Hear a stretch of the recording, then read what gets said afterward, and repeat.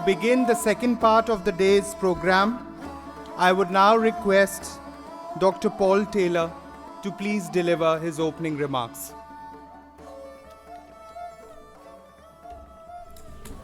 Thank you so much to Mr. Mathur. Sorry, I'm a little slower than I was in the past. For those of you who know me, you may be surprised to see me walking temporarily with two canes for a while longer.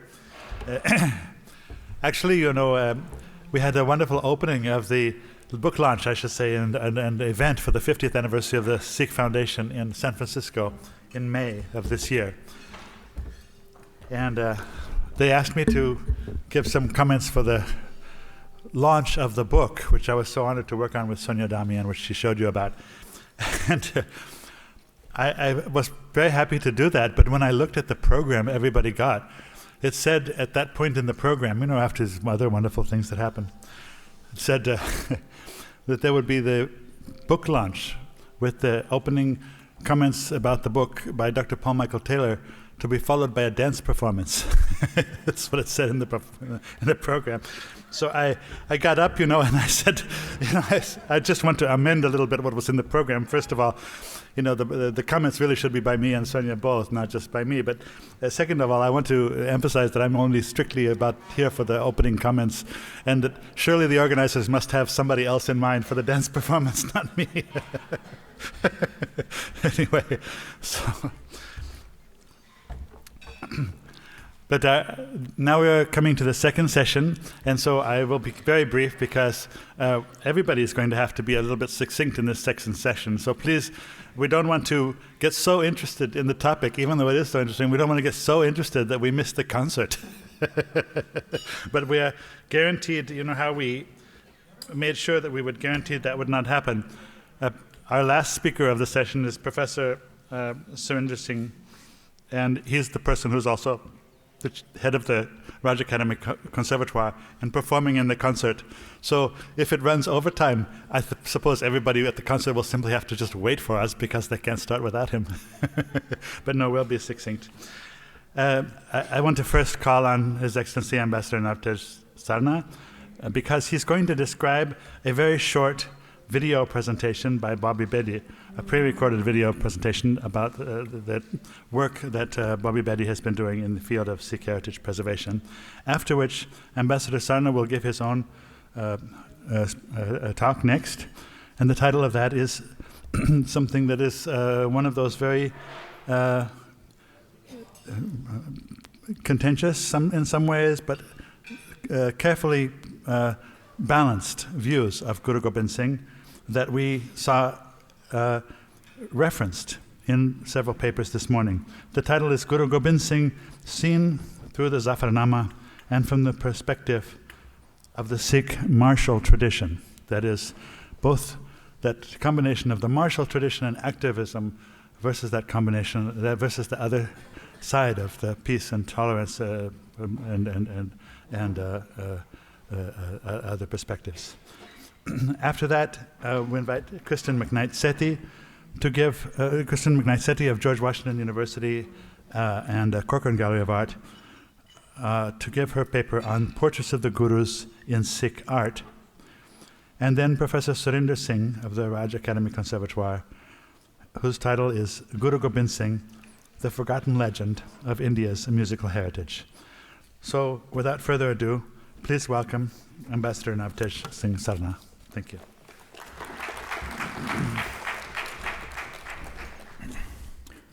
Good afternoon.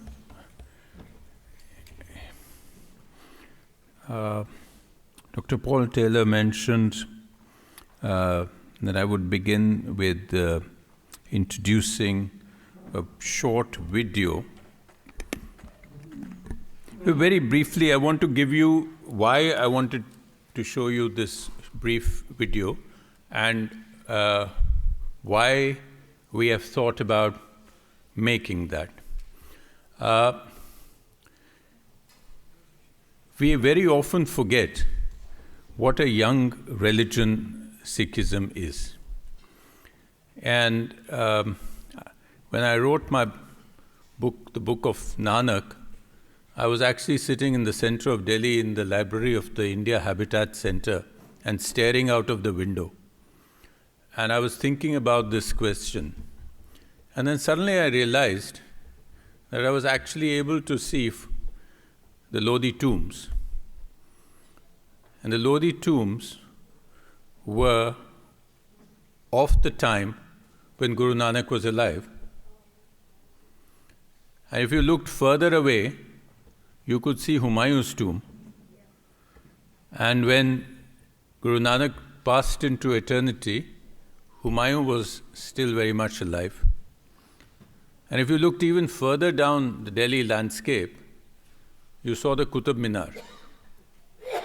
And I was amazed when I realized that the Qutub Minar had been in existence 200 years before Guru Nanak was born. So the realization came quite suddenly that actually Sikhism is a very young religion.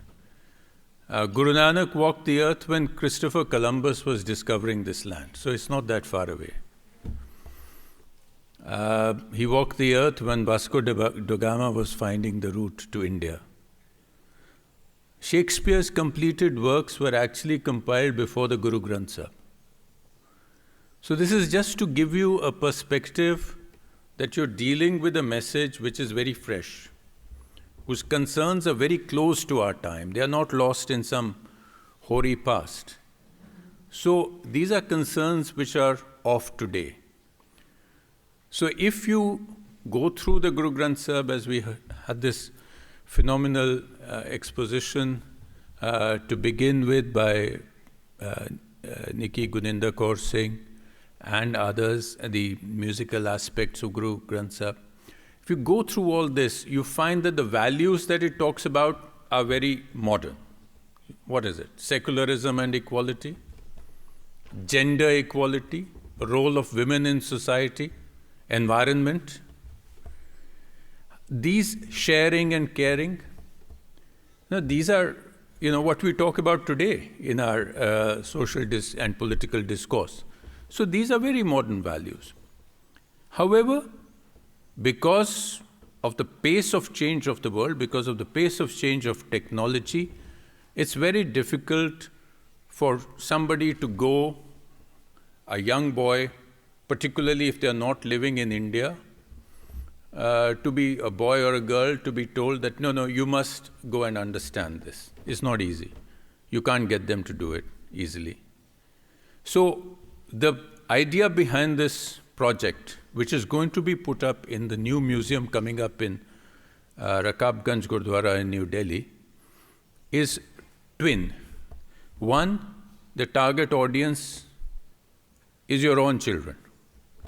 How do you make them understand these basic values by showing quickly and in a technologically acceptable way this message?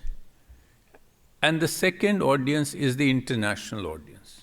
In fact, when we sat, I say we because the commentary for this project has been written by me. It's being produced by Bobby Bedi. The voice you will hear is Kabir Bedi. And there are very phenomenally highly accomplished Grammy Award producers of music and modern artists and all that involved in that. So the idea was, okay, the target is a foreign ambassador comes to Delhi and says, I don't know anything about these guys, so how can I find out? So he walks in there, and in 20, 25 minutes, 30 minutes, he should be able to get something about it in a language he understands. So this is the idea. This is called the Mool project, but all the modern technology is being used in this projection. There is a dome, there are moving chairs, there is a feeling of perfume, breeze, rain, and you have this moving drama in 360 degrees. So it's a very immersive project. Bobby is very ambitious about it. At the moment, he wants to put it up in one permanent place, but he has an idea that he'll go on to things like Google Glass, etc., so that you just put it on and you can see it. So this is a very short presentation. He couldn't come here personally, but he's done this on the West Coast, I understand it, in a very extensive manner. So this is a 5-minute presentation just to give you a feel, and this is the explanation of why this is being done. Yes. You can put the lights off. Once a journey took the Guru and his companion Mardana to the Jagannath temple in Puri, in Odisha. As the Guru and Mardana camped near the temple, the priests were performing the evening prayer, the Aarti. They held beautiful salvas in their hands, decorated with earthen lamps and flowers and incense. They swayed from side to side as they sang melodious hymns to the accompaniment of bells and conches. It was a beautiful ceremony, but Guru Nanak was unmoved. To him, this was not prayer. It was merely ritual. When the priests expressed their anger, the Guru explained to them that the true worship of the Creator was being performed by the very elements of the universe, the sky and the stars, the sun and the moon, the forests and the wind, accompanied by the music of creation.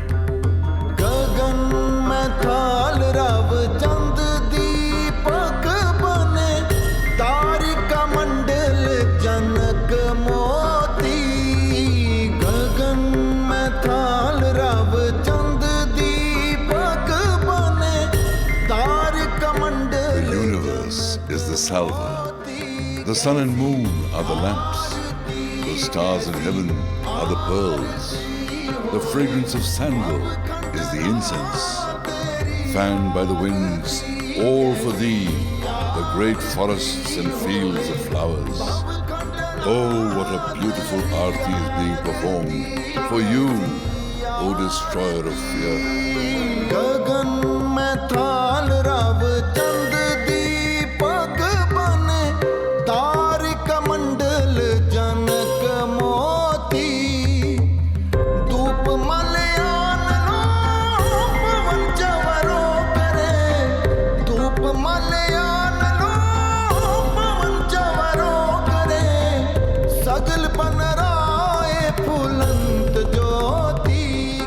Rabindranath Tagore was once asked why he hadn't written an anthem for the world like he had written for India. Tagore replied that an anthem for the universe had already been written in the 16th century by Guru Nanak. So enamored was he of this celestial aarti that he went on to translate it into Bengali. Just as Guru Nanak believed that the true worship of the Creator was being performed by nature, he did not believe that the path to God involved renunciation or retreats to forests and mountains. True path to God meant living righteously in the world, adhering to the core values that Guru Nanak preached and meditating on the true name. This message is best illustrated by his discussion on Mount Sumer, also known as Mount Kailash, with 84 siddhas or ancient sages who had meditated long and deep and possessed great power and wisdom. Guru Nanak and the siddhas had a spiritual debate. They inundated him with many questions and argued that it was not possible to be part of the world and follow the path of meditation and spirituality. Guru Nanak responded, like the lotus is untouched by water and a duck swimming against the current stays dry.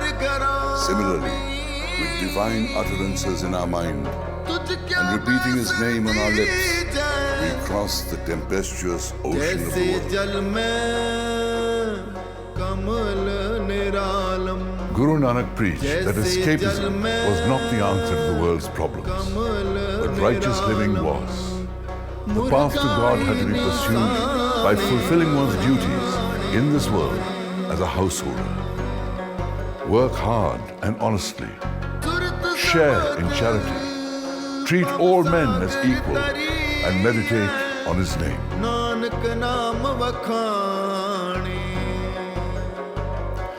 What you have witnessed was just the beginning. The story continues and travels through the treacherous terrain of history to reach where it has today. Even though centuries have passed, the core beliefs of this religion not only remain intact, but considering where the world stands, have become even more relevant. These values are the bedrock of the Sikh faith. They are also the building blocks of an enduring community, essential for the sustenance of any civilization.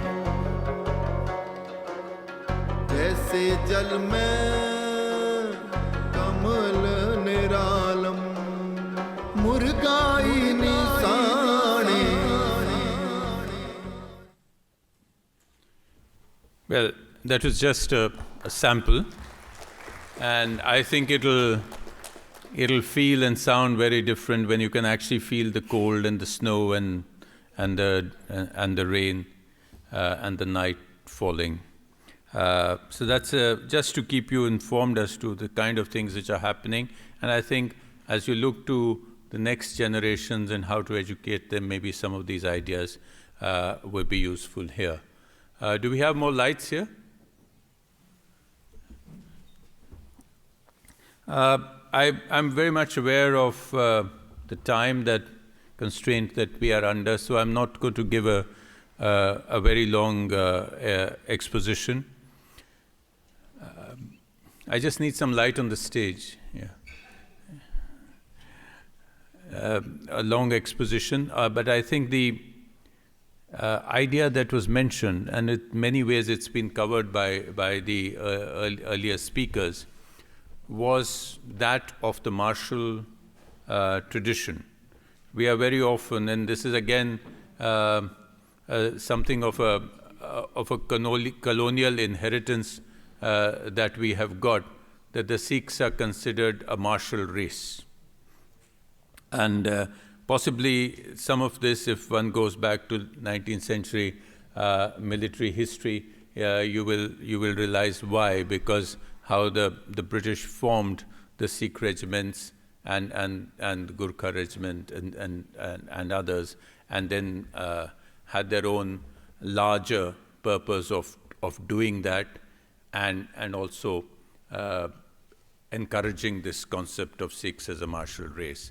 Yes, they were building on something. They were building on the fact that the Sikhs, when the Khalsa was formed, as at the time of Guru Gobind Singh, yes, the Sikhs were wearing arms. But when you go back to Guru Nanak's time, you don't see that. You don't see that, you don't hear of it. So it actually, the concept of martyrdom, which came into Sikhism, is first seen at the time of Guru Arjan, the fifth Guru, who was captured and tortured by Emperor Jahangir. And he gave himself up as a sacrifice. That was the first major instance of pacific martyrdom. And as the I'll just describe this. This was to start a new tradition in the faith, the demonstration of one's conviction through the ultimate sacrifice. It showed how one man, without the use of physical strength and force, could defeat oppression morally. In the words of Sikh savant Dr. Balbir Singh, Guru Arjan showed through his martyrdom that the oppressor can do no more than take your life. And even when he takes it, it does not fall in his hands. And you do not lose it, because it was never yours to begin with. You had already handed it over to your master. But it was quite clear that pacific martyrdom was not going to be enough. So in fact, it is said that when Guru Arjan was going into imprisonment, he told his 11-year-old son, who later became Guru Har Gobind, the sixth Guru of the Sikhs, that you will bear arms and you will have to fight tyranny. And it was Guru Har Gobind who was the first Guru who actually wore not one but two swords. And they were symbolic. It was called the Miri and Piri. It was the temporal sword and the spiritual sword. So it was again not pure arms and pure weapons. it was arms and weapons which were tempered with spirituality. And this, of course, carried on, and when it came to the time of Guru Gobind Singh, since it is his life and work we are talking of today, I will come straight down to that. When he received his father's head at the age of 9, he knew that these were going to be difficult times. And so right from his youth, he and his companions trained at Anandpur in war games, in weapons, in the art of battle, and so on, while he went on at Paonta, as we have seen earlier today, to master several languages, poetry, ancient texts, and so on. He actually fought 16 battles in his life, right from Bhangani to Chamkaur and Nadon later. And they were all battles against the Mughals. Not one of them was his aggression. Not one of them was for territorial acquisition. All the battles were fought to protect freedom, freedom of religion, freedom of conscience, and to create a place where a community could live in peace without being tyrannized all the time. And in the most famous incident, or the event, I should say, 1699, when the Khalsa was created, what did he actually do? By saying that I want 5 people who should give me their head, in one stroke, he removed the fear of death. So when people came, they were already reconciled to death. There was no fear of death left. So suddenly, in a demoralized population, he had injected a new spirit of people who were unafraid to die, a people who would stand for a cause, people who would be recognized because he gave you the 5 symbols, and who would not be able to hide. And if they believed in something, they would fight for it. So this transformation of the spirit was actually a kind of a miracle. When you go back to the early 1700s and see the conditions, see the oppression of the Mughal governors and the Mughal rulers, and suddenly find that he had created this brotherhood, which was, we talked of caste earlier and equality. This was a brotherhood in which people had lost their caste, so to speak. They were free of their caste. They were free of their past. They were free of what they did. They were free of their region from where they came. So this was a true brotherhood of the spirit. And that is from where the strength of the community and the so-called martial spirit carried on, because then after that, they fought battle after battle. Now we come to the main siege of Anandpur, where Aurangzeb's armies more than once laid siege to Anandpur. And at the end of this very long siege, when the Guru's followers finally said that if you don't leave, everybody in this city will die, because we cannot handle this any longer, so why don't you and your family leave? And he didn't want to do that, but then the Mughal commanders gave a pledge on the Quran that you will get safe passage. And this pledge was given. He knew it would be broken, and promptly, as he left, and when he was crossing the river Sirsa, they were attacked.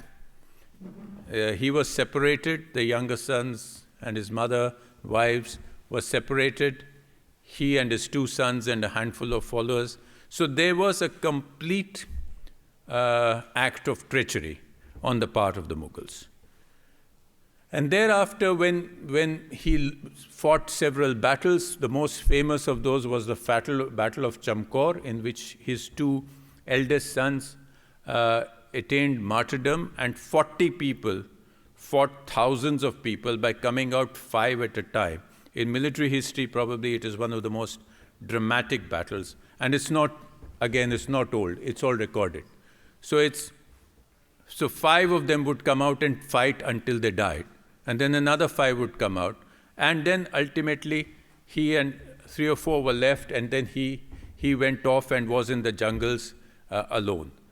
And then he went to Talwandi Sabo, and there, after knowing that all 4 sons of his had been killed, he wrote this letter called the Zafarnama to Aurangzeb.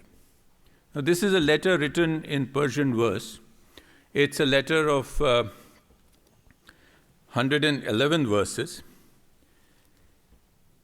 And it essentially puts up an uncompromising mirror to the Mughal emperor.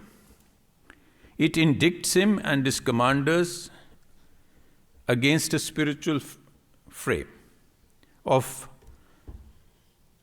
how to govern and how to fight, and exposes the lack of morality in the governance as well as in the conduct of war. It foresees the end of the empire that is dominated by falsehood and whose innards have been hollowed out by spiritual decay. At the same time, it puts out his own spiritual and moral philosophy of how he sees the world, how he sees creation, how he sees God. So it's 111 very powerful verses. It is said that Aurangzeb received the letter, and here you get into conflicting expositions of what actually happened. But it is said that the two Sikhs who took the letter to the Deccan delivered it to Aurangzeb. He read it on his deathbed, and he was so moved by it that he actually sent back a messenger and say that go to the governor of Punjab, the Mughal governor, and look at this situation, and let's address what is happening. What was happening there was religious tyranny, religious intolerance, and so on. So this is the sort of background of the Zafarnama. I just wanted to explain this because very often we hear of this, but we actually don't know what a beautiful piece of poetry this is, and written in very beautiful Persian. I will, in the interest of time, I will not go on much further, but perhaps I will read out 5 or 6 verses which might just give you a flavor of the poetry. The first 12 verses are actually in praise of God. So they simply tell you how Guru Gobind Singh saw God and how he conveys it to Aurangzeb. So I'll just do 3 verses. I'll read out the Persian of the 3 verses and then the English. So that'll give you the sort of rhythm. Kamale Karamat Kayam Kareem, Raza Baksh Razak Rahako Rahim, Ama Baksh Bakshin Deo Dastgir, Raza Baksh Rozi Deo Dil Pazir, Shahenshah Khubi Deo Rahinamu, Ki Begun Bechun Chun Be Namu. He is the immortal Lord, eternal, all-powerful, giver of joy and salvation, bountiful and merciful. O merciful one who protects and guides, O charming one who forgives and provides, mightiest of emperors, giver of good, guide without peer, ethereal and formless, he is unique, beyond compare. And then he begins his indictment of Aurangzeb. And again, I will do 3 verses. He says, Mara etbare bar in kasam neest, ki ezat gava ast, yazda yakist. Na katra mara etbaro baro ast, ki bakshi o divan hama kizab go ast. Kasse kole Quran kunad itbar, haman roz akhir Shabad Mard Khwar. I have no faith at all in the oath that you swear, that the God who is one, your witness does bear. Not a jot of trust do I now have in you, whose generals and ministers are all liars, untrue. Such oaths on the Quran, whosoever does believe, will be wretched at the end, destroyed beyond reprieve. So this is the kind of indictment he does. And then I think the emblematic verse of the Zafarnama in a way encompasses the nature of this martial tradition. The Sikhs were supposed to be an army of saint soldiers who had the sword in one hand and the rosary in the other. So this verse, I think, is all, and I will end with that. It says, Chukar az hame hilate dar guzasht, halalast burdan bishamshir dast. When all has been tried, yet justice is not in sight, it is then right to pick up the sword. It is then right to fight. Thank you.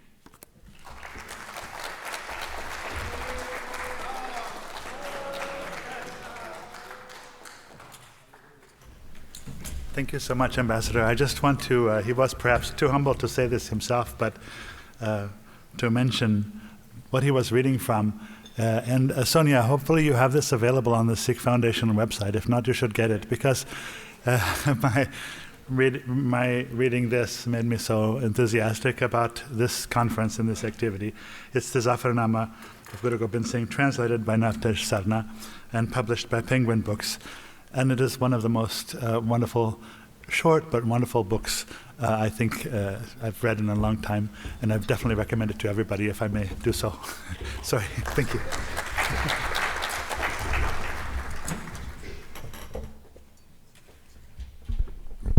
Can everyone hear me? Okay, good. Well, thank you, Ambassador Sarna, that was fantastic, and thank you, Dr. Taylor, for including me. I feel very honored to be here.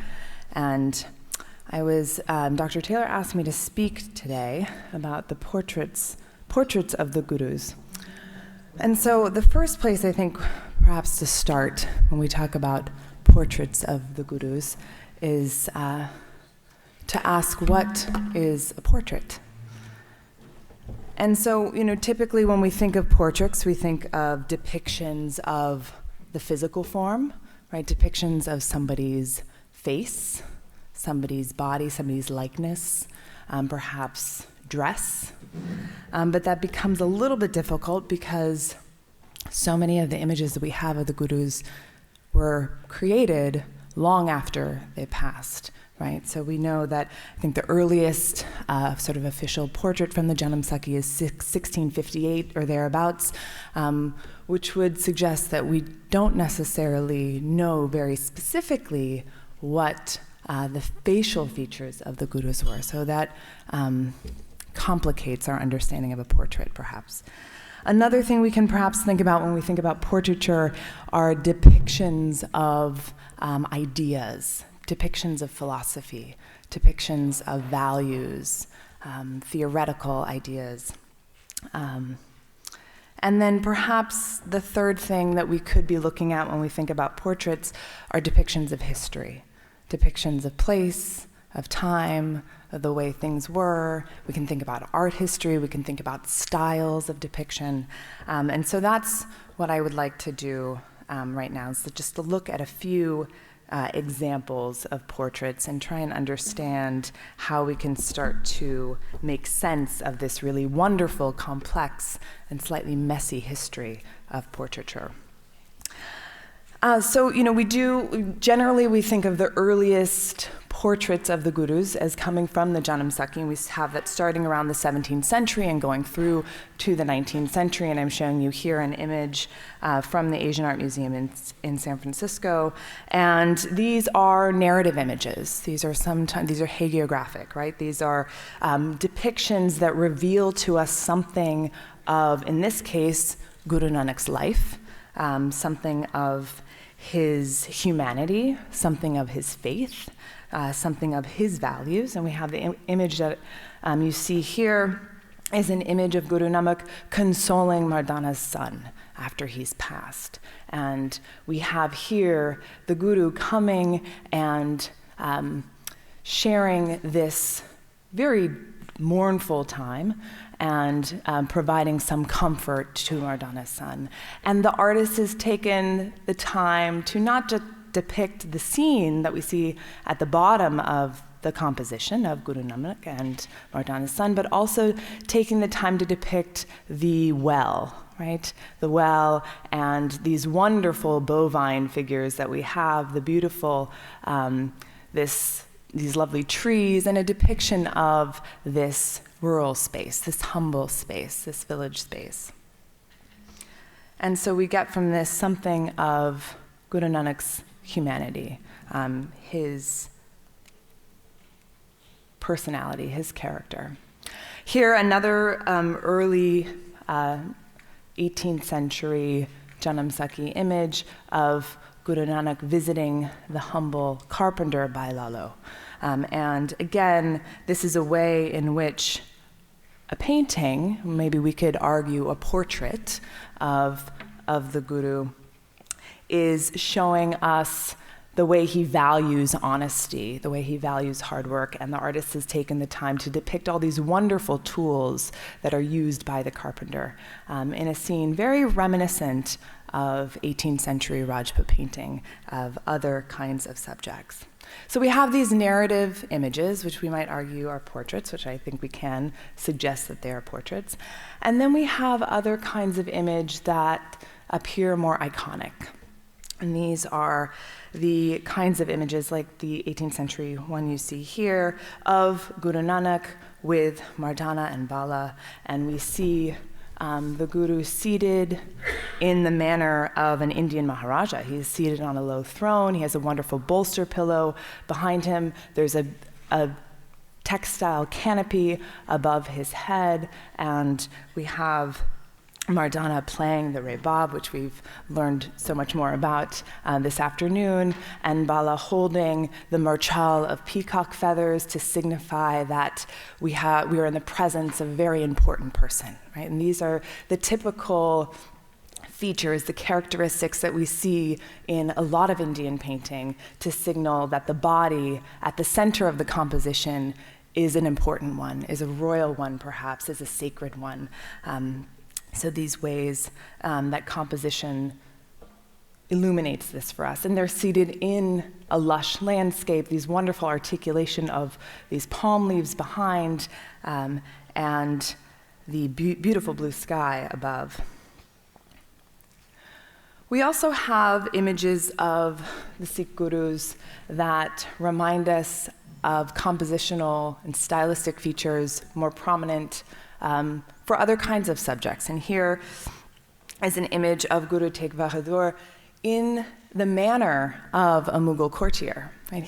This is very comparable to the kinds of images that we see, depictions of Jahangir, depictions of Shah Jahan, in which the Guru is standing in profile with a nimbus, large nimbus, holding a falcon, wearing a jamma. Is that an alarm for us? I hope not. Oh, that's a phone, okay. It sounded like we were going to evacuate us. So we have him here in the manner of a Mughal courtier or a Mughal emperor with a minimal background that really focuses our attention as viewers on the body of the Guru. Similarly, this image that we've seen before that Sonia showed us, an image of Guru Gobind Singh, here also in the manner of a Pahari prince, and all the features that we think of when we think of Pahari painting, that wonderful recession into the far deep background that shows us the extent of this lovely mountainous landscape, with the depictions of the small village seen in the upper left, and the focus on the body of the Guru mounted on a very active horse. His limbs are actively moving, and again, surrounded by attendants, one attendant holding a panka and two others with the marchal.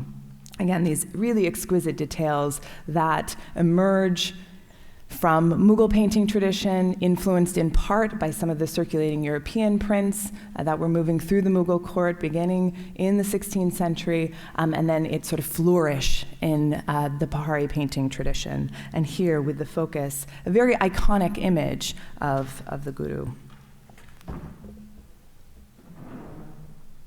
And then we have other images that in some ways develop from these more iconic images, these really exquisite miniature painting traditions, and take on the aura of a kind of personal devotion that really become devotional images. And this is a really exquisite miniature ivory from the 19th century that shows us in very intimate detail a kind of jewel-like presentation, a contemplative object here of the Guru Nanak.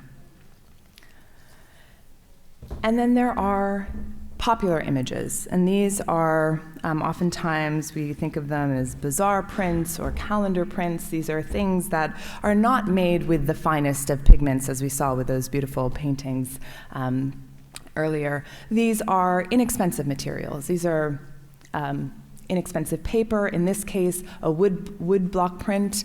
So these are things that were made en masse, multiples made. Here we see Guru Gobind Singh hunting, and many of the iconographical features that we start to associate with Guru Gobind Singh are there, right? We have him seated on top of a horse with a falcon, surrounded by attendants, right? And what we see with these kinds of popular images is now these images are accessible to so many. These are not exclusively for elite patrons. These are not exclusively for the court, for royal commission, but these are things for universal consumption, things that can be held and looked upon by many. Similarly, this is a wonderful image from a 19th century album that John Lockwood Kipling compiled. Here again, Guru Gobind Singh, and we're seeing some of those same iconographic features. Right now we have fewer attendants, but he's seated, mounted on a horse that's actively moving in this sort of hunting posture with a nimbus around his head to show that he is a sacred person, an important figure. He has a single attendant holding the murchal of peacock feathers. He's holding his falcon. So all of those iconographic details that signal to us that this is Guru Gobind Singh remain, but the quality is gestural. It's quick. We have these very loose lines and swaths of color to enliven the image, but these are similarly things that would spread, would move, would have other lives, and would be passed on to many, many people in their multiples. And then perhaps images that are maybe more familiar. These are similar to the woodcut prints that we were just looking at. Also calendar art, right? These are bazaar pictures that, again, circulate in mass reproduction and that pull from the standard iconography. Here, Guru Nanak seated on a lovely carpet, again, to sort of signal his special character, against a bolster in a natural environment with the parrot hanging from the tree. And we see all of these symbols, again, reproduced for mass consumption and for devotion. And these are objects that people then would take into their home and enjoy. In terms of portraiture, we can also start to think about individual artistic expression. And we've already seen the work of Arpana Kaur, and I show you another image here from 2006 that's specifically looking at Guru Nanak's journeys, his travels, and the artist is indicating in these sort of map-like forms that glow in blue surrounding the body of the Guru, and has abstracted his form. We see his prayer beads. He's seated in a posture that is reminiscent to other kinds of images that we've seen, but now there's an emphasis on a minimalist interpretation, simple lines and gesture, and really exquisite detail of the face, the contemplative, meditative face.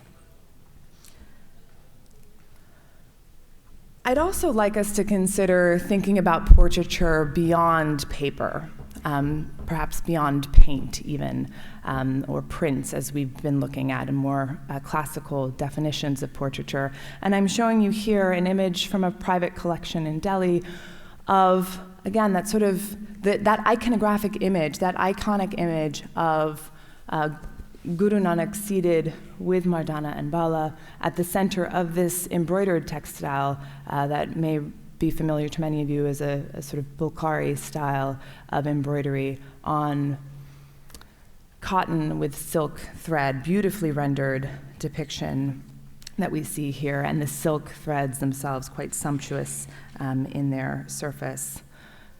And the size, note also the size of this. We have a square composition similar to this rumal or coverlet, also embroidered, this time on satin with metallic thread. In the Asian Art Museum collection and in other collections, including the Kampani collection, a similar piece.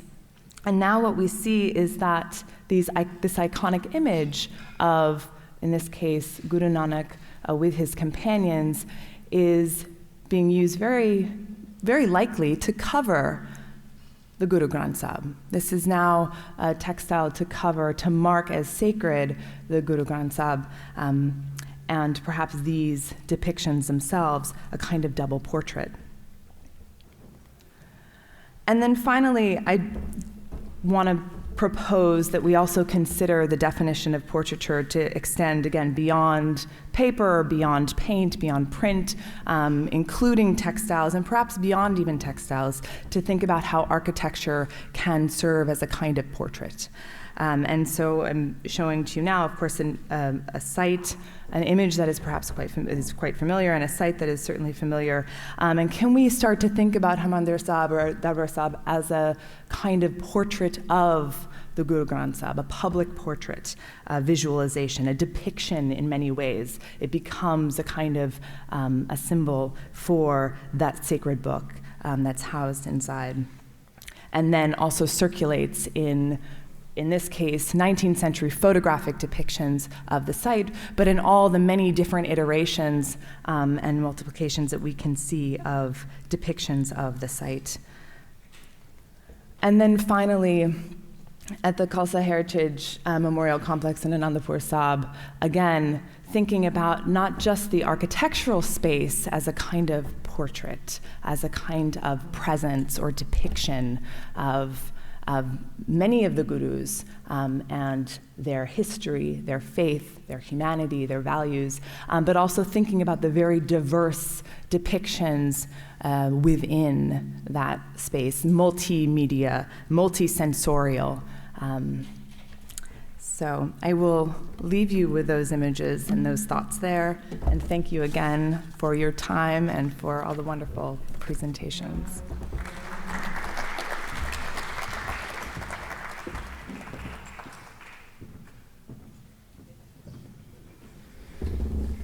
Vaheguru Ji Ka Khalsa, Vaheguru Ji Ki Fateh. Thank you so much, Dr. Sarna, for having us here, Indian Embassy, and Dr. Paul Taylor. I want to share this thought from three angles. The angle from the ancient India. India evolved so many times. Mughals came, British. But ancient India. And I want to look into Guru Gobind Singh also, his contribution. The contribution that we made sure that we forget. But before I share that, I also want to share that this is not a complaint to community. And this is not either a criticism to the scholars and historians. This is just a contemplation, and I think opportunities like this are very important for us to share what we found. The third angle is my own personal angle. Because the Guru Gobind Singh and myself is a very personal thing. I'm not a Sikh because of a community. Because there's hundreds and thousands of people follow Guru Gobind Singh. There are so many other who follow Muhammad Sahib. There are so many hundreds and thousands of friends I have so far. I mean, so many people out there who are Hindus. The Guru is a very personal choice, a conscious choice. When you go to school, you need to know what you are looking for. I was looking for something. I started looking for very early with the question to my grandmother. Because if I don't share my journey, I'm just about to share. It's a lot of information in 3-4 words. I think it'll be easy if I share it from my angle. The Guru is a navigator for me because I wanted to drive my life successfully. I started asking questions. Why isn't it okay for me to go to temple? I belong to Indian Air Force family, so 2 years here, 2 years there. I really didn't have Punjabi culture. I couldn't even speak Punjabi. In turbulent times, I was sent to my grandparents in Punjab, and I remember those tough days with my own cousins when I ended up in temple and really got teased for weeks, I don't belong there.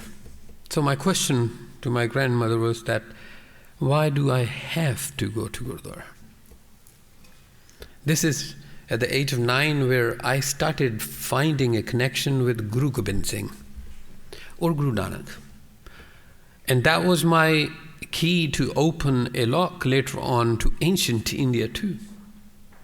There's a word I will be sharing later on even in the concert with you. The word ancient India gave to this planet is called Nad Yoga, the yoga of sound. Something before the words. Something before we say, if I say sit down, I can say this word with anger. I can say this word with a pain. I can say this word in a joy and inviting you. But every single time I change the tempo and the emotional pitch of it, the meaning will change. The Nad Yoga, ancient India, incredible program. If you will look into before Guru Nanak and a couple of thousand years even before that, you'll find how India was incredible and why it became so powerful. Finding a decimal is not an easy thing, right? And I heard so many things from my teachers, Udasis and Nirmalas, Buddhists.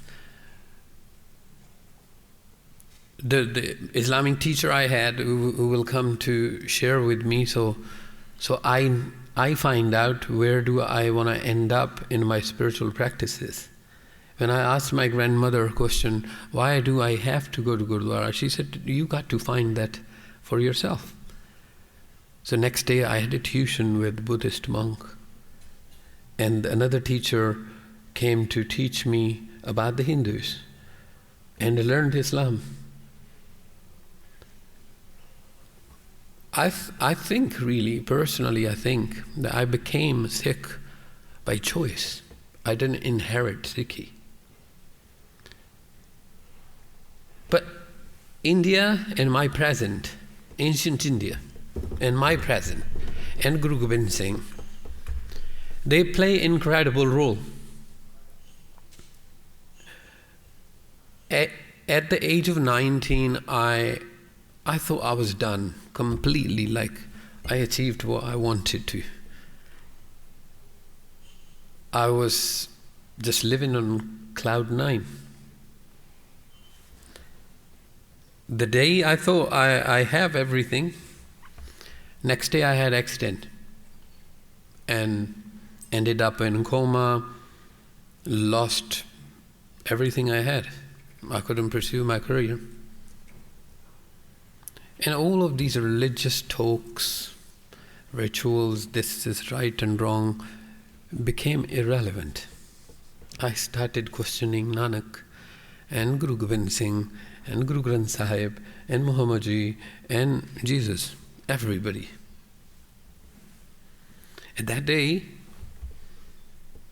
the day I started healing, suddenly I heard something in my consciousness.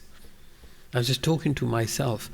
The quote from Guru Nanak, Gaviye, Suniye, Man rakhiye pao, dukh par har, sukh kar le jaye. And it took me back into ancient India, the yoga of sound, the emotional pitch, and the rhythm of life put together to express. That was the Kavya. And listening beyond the word, in the context, it was supposed to be, hey, this is why probably Nanak Guru is writing his Bani in Asa, or in Vadhans, or in Tukhari. You heard from Rabab and Jasveer Kaur. The rags in Guru Granth Sahib. It makes the word come alive. Those are the emotions of Nanak. He's a feeling. And if you want to follow, then it's okay, just bow and get past. But if you are seeking, if you are looking for your answers, I was looking for my answers. I questioned this at the age of 13 to my teacher. I remember Vand Chakkana is not Nanak's concept. Zakat is in Islam too. Everybody shares. Your charity begins at home, the Christianity. So Nanak's concept, who made these concepts? Who is projecting Nanak in a different light? So a new gateway opened for me. It was a teacher's training program by Guru Nanak Sahib. That's why he did. Teacher's training. He wasn't making students like Naths were doing. The chelas were made and chelas stayed chelas. Nanak started making teachers. Lena converted into Guru Angad Sahib. Ape Guru Chela concept started with Nanak Guru, and he asked for the head. Jauto prem khilan ka chao, sirtar tali gali moriya. 200 years refining the psyche. 200 years it took for Nanak Guru's school to build a curriculum for us. And Guru Gobind Singh Maharaj, his legacy. You need to understand how beautiful his work is. If you just place those chapters back into the books of a history about Guru Nanak and Guru Gobind Singh Maharaj, the missing chapters, the missing link. You learned earlier that Taus was made by Guru Gobind Singh. Taus, as Dr. Sarna's work on Zafarnama, the master of Persian, Guru Gobind Singh.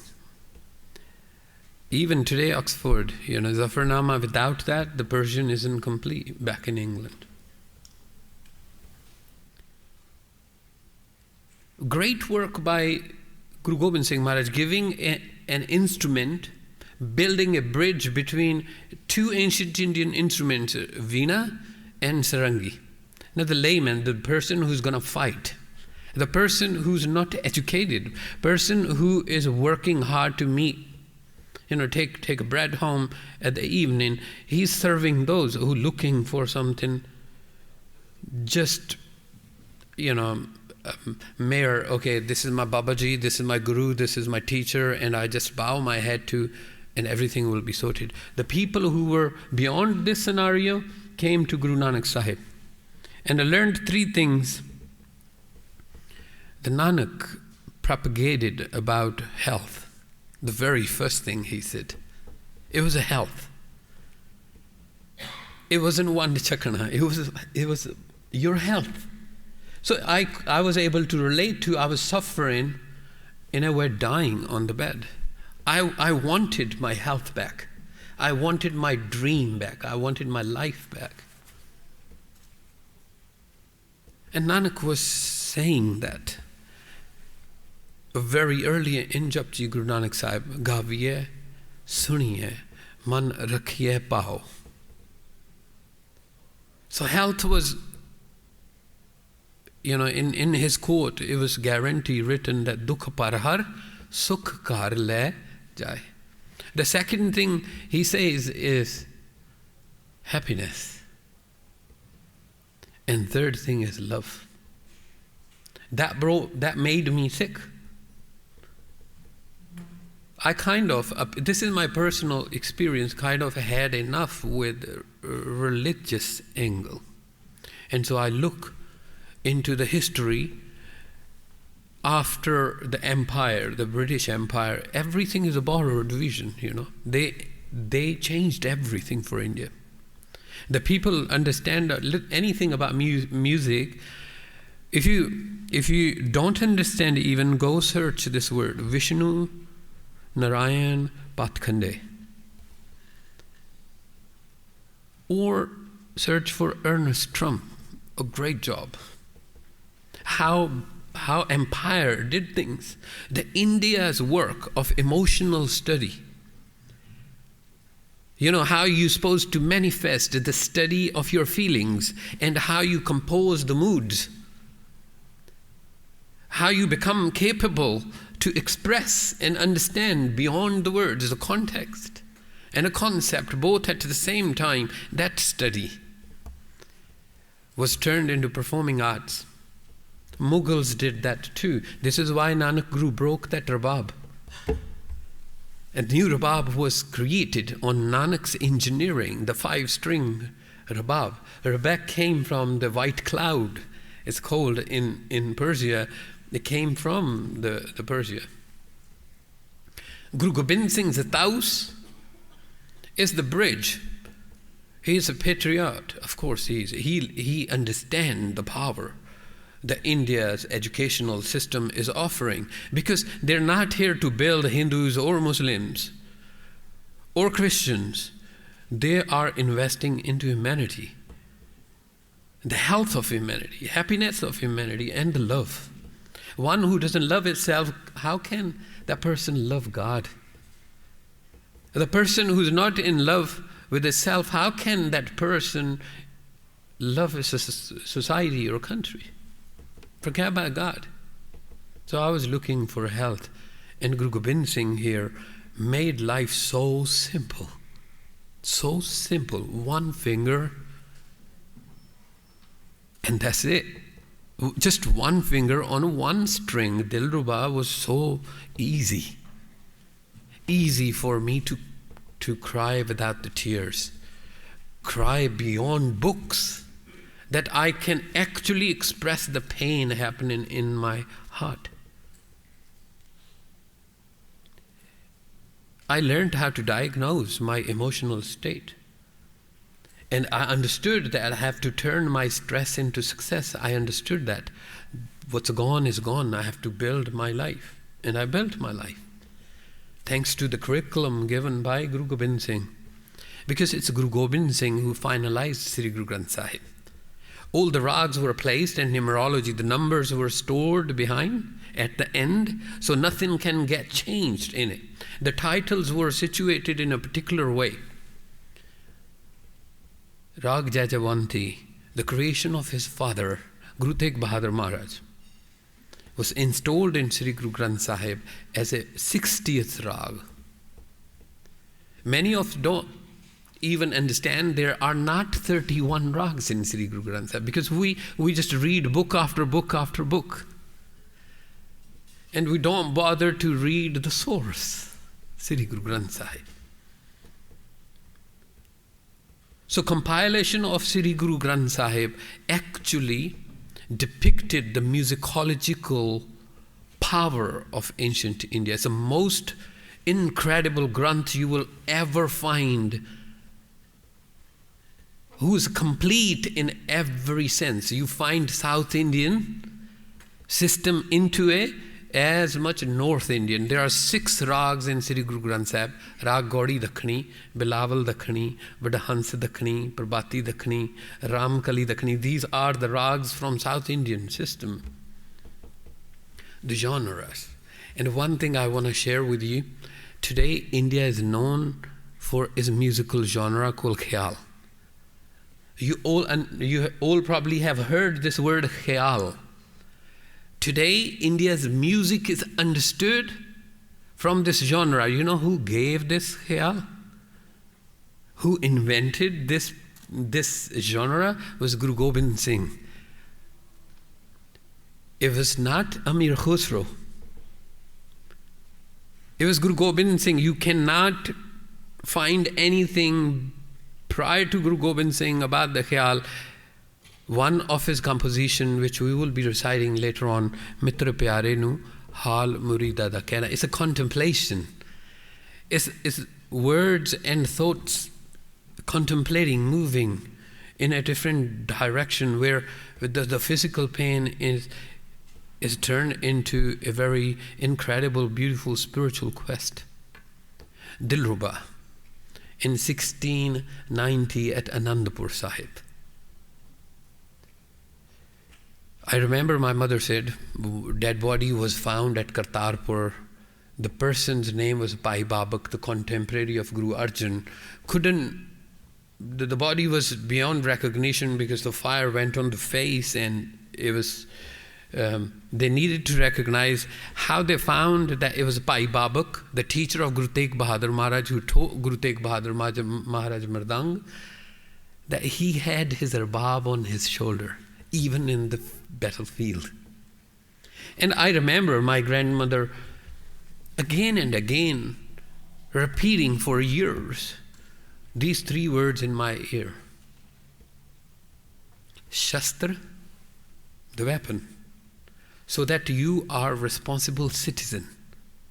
It's not to commit the crime, it's not to be unwanted policeman, it's to be responsible citizen, that you can protect you and those who cannot be protected. The weapon around you, the Shastra for the Sikh, and Shastra, Sri Guru Granth Sahib, the Bani. Without that, your dimension is not complete. And third was the Astra, and that is the Dilruba or Taus or Rabab or Saranda. These are the weapons which will turn your focus into incredible strength. Because everything revolves around the focus. I usually say this to my daughter whenever I have one hand on steering wheel. The little one always says, "Oh, Papa, put the other hand on the steering wheel too." It's just a hands. And I say to her, if my focus is not here, what will happen? And she said, we'll have an accident. And this is why Guru quotes again and again. He says, Sabd Guru Surt Tun Chela. If your Surt is not there, if your focus is not there, you will have an accident. So the health. So I stay healthy. I came in from India to Russia, then from there to Germany, and they all gave up. They told me that I won't be able to even sit in a wheelchair. Forget about moving around independently. And I do play polo even now. And it was so simple. Dr. Taylor, it's just simple. All I had to do, stitch my emotions as Guru Gobind Singh put it together. The clock of my life, those 60 rags, and the Bani, the instructions were given very clear. The Khyal, how to be the meditation. how to turn my pain into joy. That's what I learned from the Khyal. The Taus made my journey very simple because I didn't have to now spend years and years learning the instrument. It was clear this composition to be sung like this. I just followed it.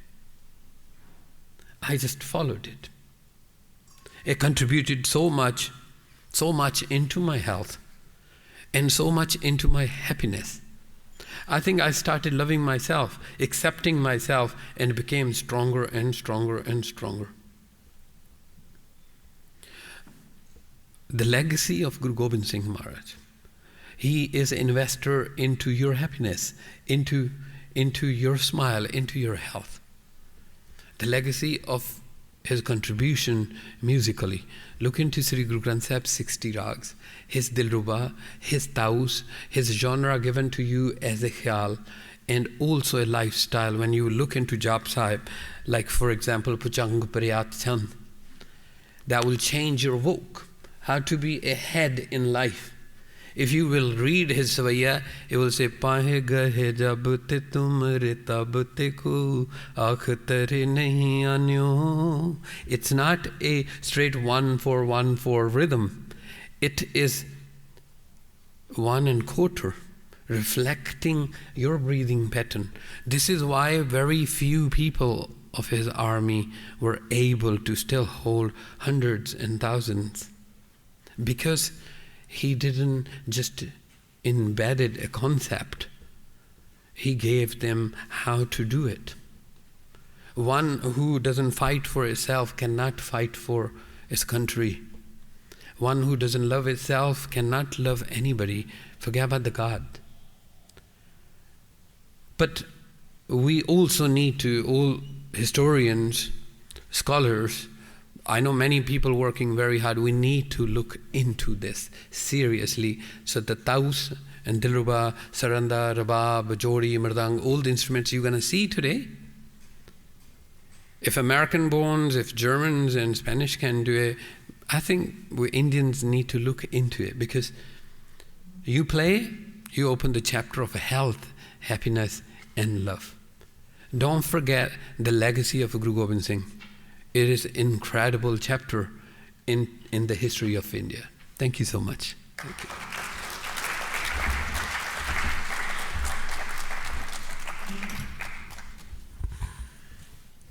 I think you will agree with me that it has been a most fascinating afternoon, and we have been through a tremendous journey. I'd like to thank all of you. I'd like to thank all of the speakers. I'd like to thank all the people who've taken so much effort planning this. I've already, of course, Dr. Paul Taylor. I should not forget Dr. Mirin Phul, with whom we first sat and brainstormed about how we were going to put this together. And I know there are several others who have contributed to this. We're going to move on to the next part of the celebrations. It's at 7 o'clock downstairs, and that's going to be a musical exposition, and we're going to have more of what Dr. Surinder Singh and Jasveer Rababan told us earlier. We're going to see a practical manifestation of that. So do join us, and thank you so much. Thank you, ladies and gentlemen. The amphitheatre is downstairs, and we have people outside to guide everyone. Thank you.